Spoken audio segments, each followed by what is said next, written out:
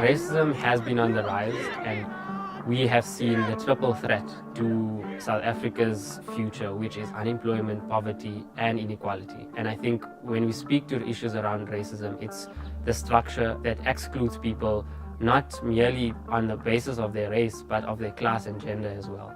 When looking at racism, you have many incidences now as a result of a huge legacy of apartheid that excluded people, that put people into different communities.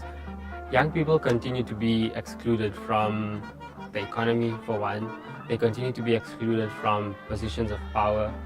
And the damaging effects of this means that young people are left hopeless and helpless in their communities and unable to find basic necessities to live a decent life. I think the role of our young people in this community now is to make sure that their frustrations and anger is translated into practical action. My name is Irfaan Mangera, and I'm proud to be a human rights educator because education is the most powerful weapon in which we can change the world, as Madiba said. I grew up in a small town called Lenasia. Lenasia was one of the areas as part of the Group Areas Act where Indians were forced to live. The area is predominantly made up of people of Indian descent. My family had unfortunately been forced out of their homes by the apartheid regime, and this was in an act of violence against them as a family, but the entire community in itself, who now has to bear the legacy of being forced so far out, 35 kilometers away from the city center.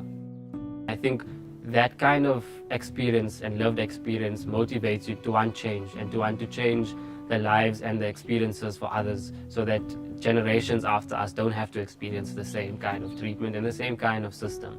I chose to become a human rights educator because it is the space and the platform in which I can create the most change and impact and influence the lives of young people who I am most passionate about.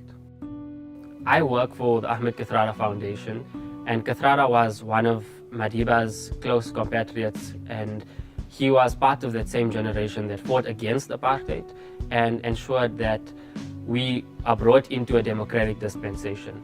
That generation had a vision of a South Africa that is non-racial, that is non-sexist, that is based on equality and fairness for all people who live in South Africa. The work I do at the Ahmed Kathrada Foundation is basically encouraging young people in South Africa to take charge, to organize themselves, to mobilize young people in their communities and develop a consciousness. We do this through multiple means. One is a Kathrada workbook based on his life lessons that go through anti-racism training. We do this through workshops in communities as well as at our central venues. We do this through historical tours that link us to the past, but also create the necessary debates around the issues we face today. Our model is to create youth clubs across communities in South Africa where we can build a generation just like the Madiba generation of people who are committed to the change process and to development so that we see transformation happen not just at a macro level but at a micro level within each community. So this campaign is about the community, it's about ensuring that everyone's right to education is met. When I started the foundation, I didn't know what an activist was and how important activism was. But seeing how committed Irfaan was, it motivated me to also be committed and also have passion in activism. Before, I did not know more about human rights.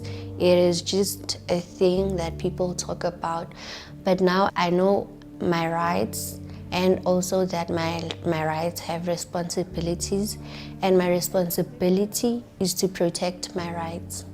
I want other children to know that they have rights, and in order to respect other people's rights, they have to respect their own rights. Why it's important for young people is that we need to grow as a generation that encourages solidarity between one another. And if we don't do this based on respecting each other's fundamental human rights, we will only see more devastation, more war, more corruption, more greed, and more power-hungry individuals who do not wish to treat people equally. Human rights education is about opening up people's worldviews. It's about challenging mindsets. It's about encouraging debate. It's about having the ability to use our mindset to create change.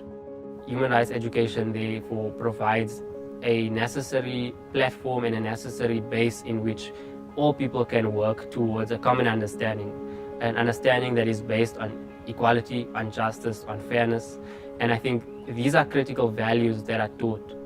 Throughout our youth clubs and the young people that we've trained, we've seen many forms of action. We've seen how our young people have committed to challenging the issue of service delivery, where, for example, a local library that was built for 8 years now has not opened to the community yet. And our young people have been campaigning, getting petitions signed, getting support from broader communities and broader society to apply pressure on those who have the power to open it, who have the power to ensure that education is accessible.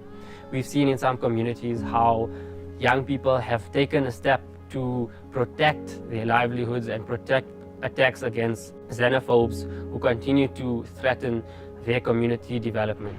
We've seen how young people have become election observers and who have been able to monitor and ensure that free and fair elections happen in South Africa, and that at a localized level we encourage civic education and we encourage civic participation. Ultimately, for us, human rights education gives us that framework where we ensure that there's an active participant in society rather than a passive participant. We want to ensure that that generation, or our generation, is one that is proactive and challenging on a day-to-day basis.